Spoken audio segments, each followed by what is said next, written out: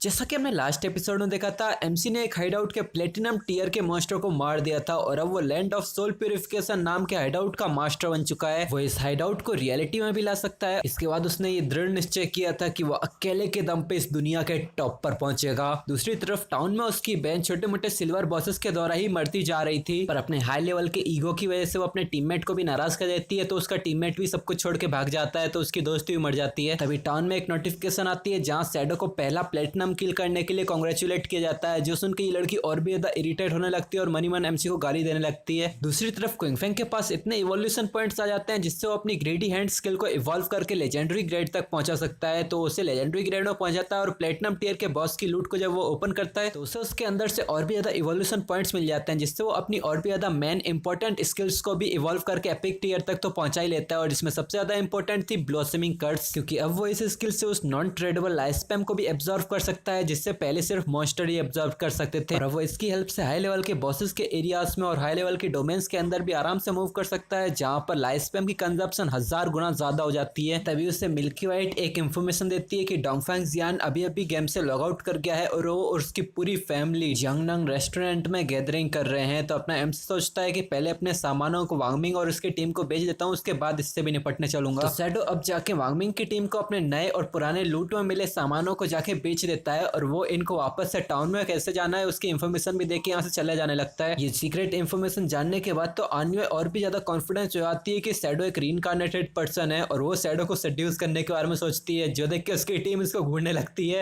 यहीं पर हमारा पिछला एपिसोड खत्म हो गया था। हमारे आज के एपिसोड की शुरुआत होती है। यहाँ क्विंगफेंग वांगमिंग को अपने सामान बेचने के बाद इन लोगों से थोड़ा दूर निकल आता है और फिर वो अपने सिस्टम को एक्टिवेट करता है और उस ऑप्शन पे क्लिक करता है जहां से वो अपनी एबिलिटीज को रियल लाइफ में एक्सट्रैक्ट कर सकता है। क्विंगफेंग कहता है कि अभी मेरा लेवल भी बहुत ज्यादा हाई हो चुका है और मेरी क्लास एडवांसमेंट भी एक्टिवेट हो गई है, तो मुझे इन दोनों को सिंक्रोनाइज करना पड़ेगा। अगले ही पल एक नोटिफिकेशन आती है कि तुमने 27,000 दिनों की ट्रेडेबल लाइफ स्पैम कंज्यूम कर ली है, जिससे तुम्हारा लेवल सिंक्रोनाइजेशन और क्लास एडवांसमेंट सिंक्रोनाइजेशन दोनों ही सिंक्रोनाइज हो चुके हैं और अब तुम इनकी पावर का रियलिटी में भी इस्तेमाल कर पाओगे। इनको सिंक्रोनाइज करने के बाद क्विंगफेंग के अंदर से गोल्डन शाइनी ऑरा निकलने लगता है, जिसे फील करने के बाद एमसी कहता है ये तो बहुत शानदार है, अब आगे मुझे अपनी स्किल्स को एक्सट्रैक्ट करना पड़ेगा। मैंने पहले स्टेल्थ को एक्सट्रैक्ट किया था पर वो सिर्फ लेवल 1 की थी, पर इस बार मैं सिर्फ अपने रियल लाइफ के स्टेल्थ के लेवल को ही नहीं बढ़ाऊंगा बल्कि मैं और भी ज्यादा स्किल्स को एक्सट्रैक्ट करने वाला हूँ। फिर क्विंगफेंग 1946 दिनों की लाइफ स्पैम का इस्तेमाल करके अपने स्टेल्थ के लेवल को लेवल 10 तक पहुंचा लेता है। इसके बाद तो क्विंगफेंग कहाँ जिस भी स्किल पे जाए उसे वो एक्सट्रैक्ट करने लगता है, जैसे 900 दिनों में बैक स्टेप इनहेंसमेंट, 1000 दिनों में ग्रीडी हैंड, 3200 दिनों में इंस्टेंट शैडो स्लैश, 5366 दिनों में घोस्ट ब्लर, 1699 दिनों में ब्लूमिंग कर्स फ्लावर, 11313 दिनों में ब्लैक लाइट शील्ड। और इतनी सारी स्किल्स को खरीदने के बाद एमसी का इनसे लेवल सिंक्रोनाइजेशन भी कंप्लीट हो जाता है और अब क्विंगफेंग के पास बस 7480 दिनों की ट्रेडेबल लाइफ स्पैम ही बची है। इसके बाद क्विंगफेंग कहता है कि अब बारी है मेरे इक्विपमेंट्स को एक्सट्रैक्ट करने की। देन वो 3600 दिनों में गोल्ड ग्रेड के जूते बूट्स ऑफ कंसीलमेंट्स को एक्सट्रैक्ट करता है। हाँ, इन जूतों का नाम भी बदल दिया है, पहले कुछ और था। देन वो 3394 दिनों की ट्रेडेबल लाइफ स्पैम में गोल्ड ग्रेड का डिवोटी पेंडेंट को एक्सट्रैक्ट करता है। फिर वो इस पेंडेंट के बारे में थोड़ा सोचते हुए बताता है कि ये गोल्ड ग्रेड का डिवोटी पेंडेंट सच में बहुत ज्यादा यूजफुल है। ये ना सिर्फ मेरी स्किल्स के कूलडाउन को कम करता है बल्कि सबसे ज्यादा इंपॉर्टेंट ये एक सिल्वर ग्रेड के डिवोटी फॉलोअर को समन करता है, जो कि वर्चुअली अभी के लिए रियलिटी में तो इनविंसिबल ही है। पर इनके चक्कर में मैं इतने समय से लाइफ स्पैम बचा रहा था, वो सारी की सारी सेविंग्स एक ही बार में खत्म हो गई। मेरे पास अब बस 486 दिनों की ट्रेडेबल लाइफ स्पैम बची। हाँ, पर चलो ये भी बढ़िया है कि अब मेरी रियलिटी में स्ट्रेंथ गेम से ज्यादा डिफरेंट नहीं है। फिर क्विंगफेंग खुद को इस गेम से लॉग आउट करने लगता है और वो गायब होते हुए कहता है मुझे अब भी बहुत सारी लाइफ स्पैम कमानी होगी। अब जब मैं अगली बार गेम में वापस आऊंगा तो मैं इतनी लाइफ स्पैम कमाऊंगा कि अगली बार ऑफलाइन जाने से पहले मैं अपने आप को रियलिटी से पूरी तरह से सिंक्रोनाइज कर सकूं। फिर हमारा सीन चेंज होता है। हमें रियलिटी में कहीं से बहुत ज्यादा ब्लैक स्मोक निकलती हुई दिखाई जाती है। फिर हमें नीचे क्विंगफेंग को दिखाया जाता है और ये इतनी सारी ब्लैक स्मोक क्विंगफेंग के अंदर से ही निकल रही थी और इस स्मोक में क्विंगफेंग सच में बहुत डेंजरस लग रहा है। ऐसा लग रहा है कि इसके ऊपर किसी आत्मा का साया है। फिर क्विंगफेंग एक गहरी सांस भरता है जिससे उसका ये ब्लैक ऑरा गायब हो जाता है। फिर वो अपने घर के पलंग पे आराम से बैठ जाता है और थोड़ी देर सोचने के बाद कहता है कि क्वेंसीसी को इस जगह के एड्रेस के बारे में पता है, तो सबसे पहले सेफ रहने के लिए मैं ये जगह बदलना चाहूंगा और अगर मैं अपनी सोल प्यूरिफिकेशन लैंड को रियलिटी में एक्सट्रैक्ट करना चाहूँ तो वो लगभग 1300 सालों की ट्रेडेबल लाइफ स्पैम में तो आएगी आएगी ही, ये इससे ज्यादा भी हो सकती है। अभी तो मैं बिल्कुल गरीब हो चुका हूँ, मेरे पास कोई पैसा नहीं है, तो सबसे पहले मुझे एक टेम्परेरी रेसिडेंस ढूंढना पड़ेगा जहाँ पे मैं अभी के लिए रह सकूं।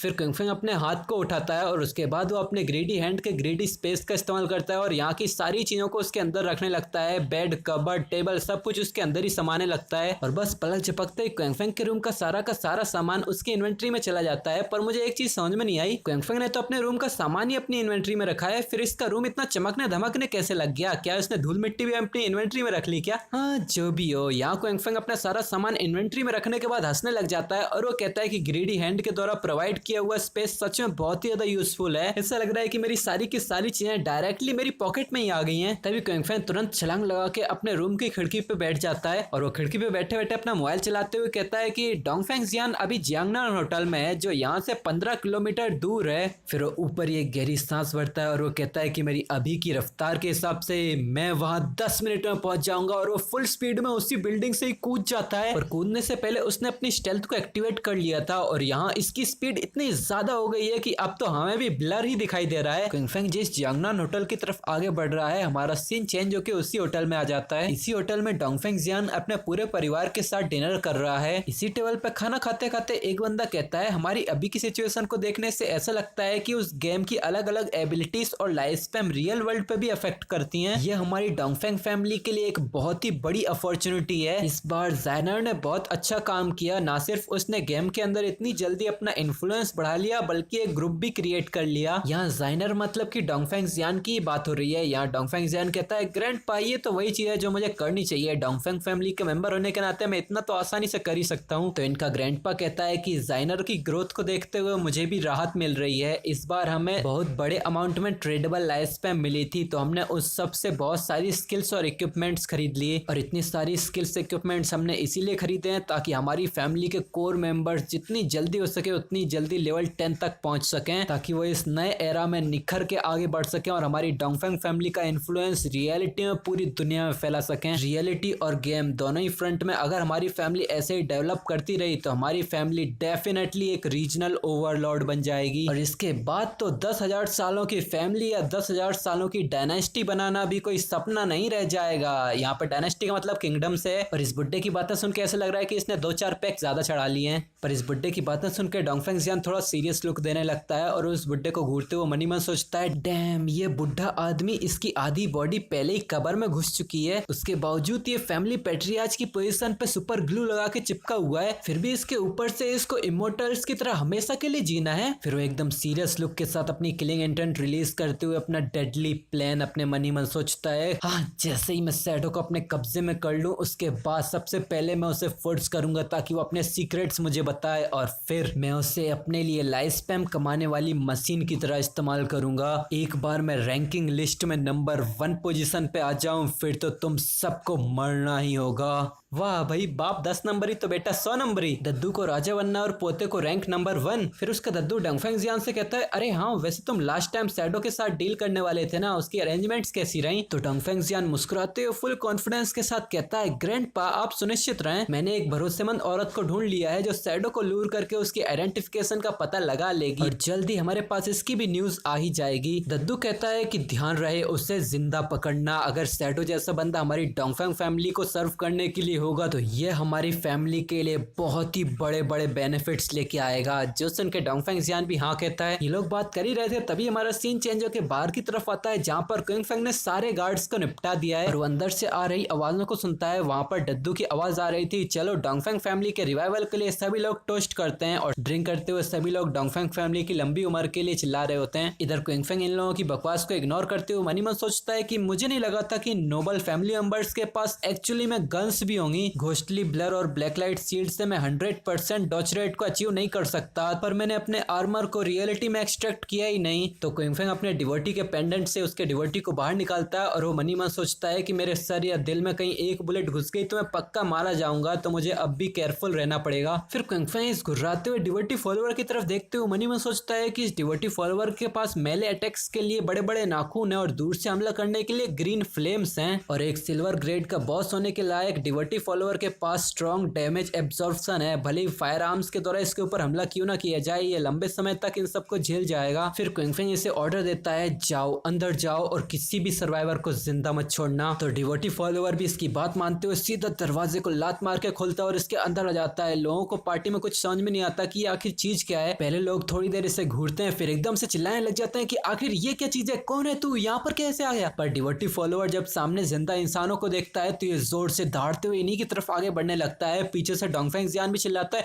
नहीं ये कैसे पॉसिबल है, यहाँ पर ये तो एक गॉड फॉरसेकन गेम का एक मॉन्स्टर है, सभी लोग फायर करो तुरंत। उसके सारे गार्ड्स ने अपनी गन्स को पहले ही इसके ऊपर पॉइंट कर लिया था और ऑर्डर मिलते ही ये तुरंत ही उसके ऊपर गोलियों की बारिश कर देते हैं। पर इतनी गोलियां खाने के बावजूद ये डिवोटी फॉलोअर घुर्राते हुए आगे बढ़ रहा था और अंदर आते ही ये जोर से अपनी ग्रीन फ्लेम्स का हमला इन गार्ड्स के ऊपर करता है। सभी लोगों का शरीर बहुत ही तेजी से इन्हीं ग्रीन फ्लेम्स में जलने लगता है, सब जोर जोर से चिल्ला रहे होते हैं। तभी वो फॉलोअर तेजी से आगे बढ़ता है और इन्हीं गार्ड्स के कैप्टन के ऊपर अपने बड़े बड़े नाखूनों से हमला करके उसकी बॉडी के आर पार अपना हाथ घुसा देता है, जिसे देख के ये कैप्टन और बाकी सारे गार्ड्स बहुत हैरान हो गए थे। पर ये डिवोटी फॉलोअर अपना मैसेकर कंटिन्यू रखता है। एक मेहमान को मारने के बाद वो सीधा इस दद्दू के ऊपर ही टूट पड़ता है। वो दद्दू जोर से चिल्लाता है, ज़ैनर मेरी मदद करो। पर ज़ैनर दद्दू की बातें सुनने के बावजूद उसकी मदद करने की बजाय तुरंत ही दौड़ पड़ता है बाहर के लिए। वो जोर से चिल्लाता है, डैम इट। और वो मनी मन सोचता है, मुझे तुरंत यहाँ से भागना होगा, जैसे ही मैं यहाँ से भाग के गेम में एंटर कर जाऊंगा मैं सेफ रहूंगा। वही सोच के अब भी कंफ्यूज था और उसके भी पसीने छूट रहे थे कि गॉड फॉरसेकन गेम का मॉन्स्टर रियलिटी में आया कैसे। पर वो ये सारी चीजें इग्नोर करते हुए सोचता है कि जैसे ही मैं गेम में लेवल 10 तक पहुंचूंगा और अपनी एबिलिटीज को रियलिटी में एक्सट्रैक्ट कर लूंगा, फिर तो मुझे कोई भी नहीं धमका पाएगा। पर बाहर निकलते ही उसे क्विंग फेंग अपनी पावर इस्तेमाल करते हुए नजर आता है और वो कंफ्यूजन में सोचता है,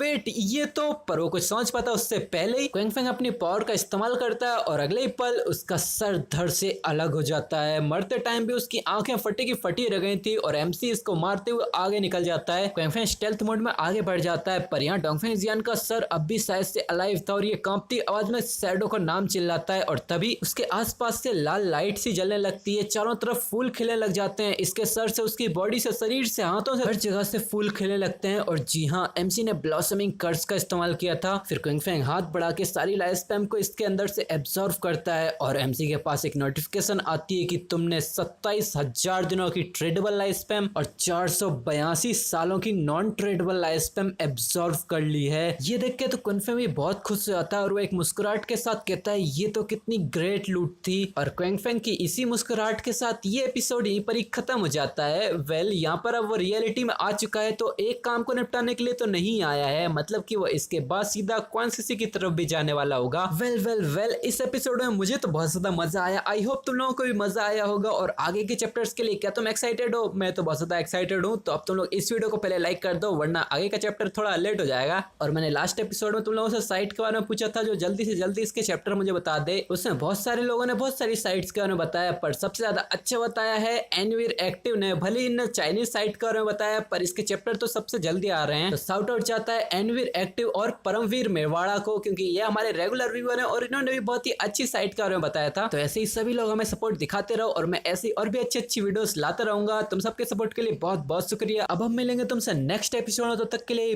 बाय।